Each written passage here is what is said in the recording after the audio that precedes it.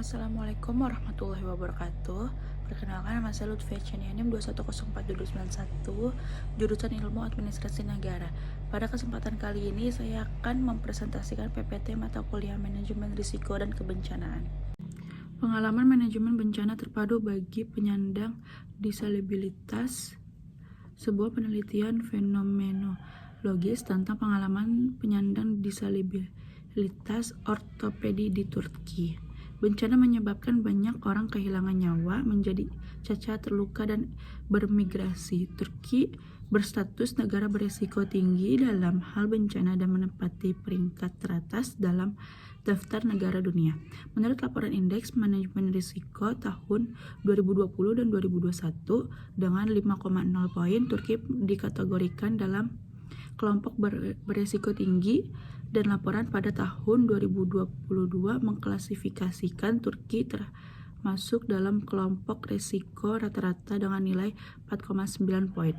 Menurut Indeks Risiko Dunia, di antara 180 negara, Turki terdaftar sebagai negara paling berisiko ke 113 dengan skor risiko 5,06.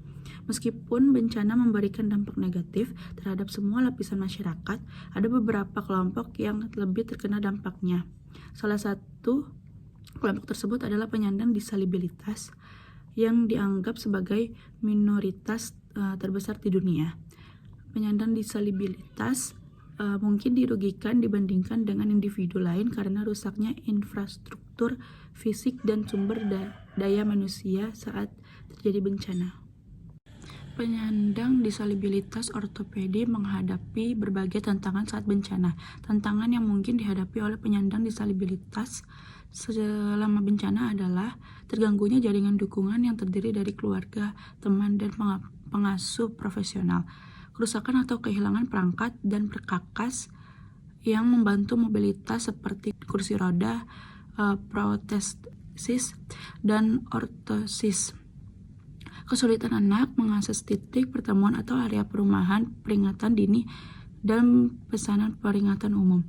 Masalah-masalah ini tidak hanya disebabkan oleh kecacatan yang dialami oleh individu penyandang disabilitas, namun juga oleh kekurangan sistem pengurangan risiko dan tanggap bencana dalam memenuhi kebutuhan khusus penyandang disabilitas. Untuk menggali lebih dalam pengalaman proses penanggulangan bencana terpadu penyandang disabilitas ortopedi, kami menggunakan model fenomenologi. Penelitian merupakan salah satu pola penelitian kualitatif. Fenomenologi berfokus pada pengalaman masyarakat. Fenomenologi berbeda dari hampir semua ilmu pengetahuan lainnya karena fenomenologi berupaya memperoleh penjelasan mendalam tentang cara mengalami fenomena. Sebuah peta kode telah dibuat mengenai kurangnya pengalaman bencana yang dialami peserta sebelumnya dan perilaku pertama mereka pada saat terjadinya bencana. Terlihat dari peta kode, diketahui bahwa individu yang tidak memiliki pengalaman bencana sebelumnya menunjukkan perilaku tidak tahu apa yang harus dilakukan saat terjadi bencana, kedinginan menunggu di tempat berbahaya, dan berusaha menghubungi orang yang dicintainya. Perilaku yang benar dalam bencana beberapa menurut jenis bencananya.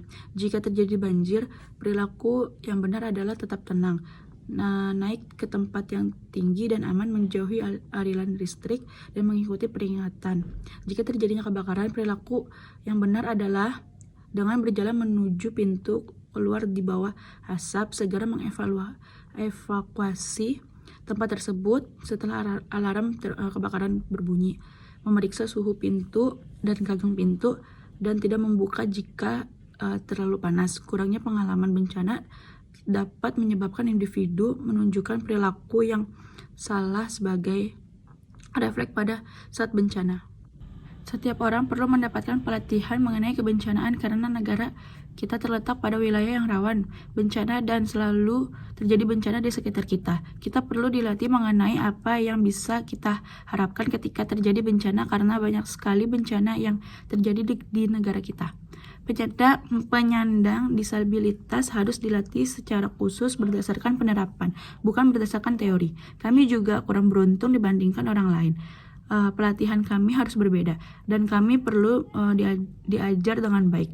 Sangat ingin berpartisipasi dalam pelatihan tersebut.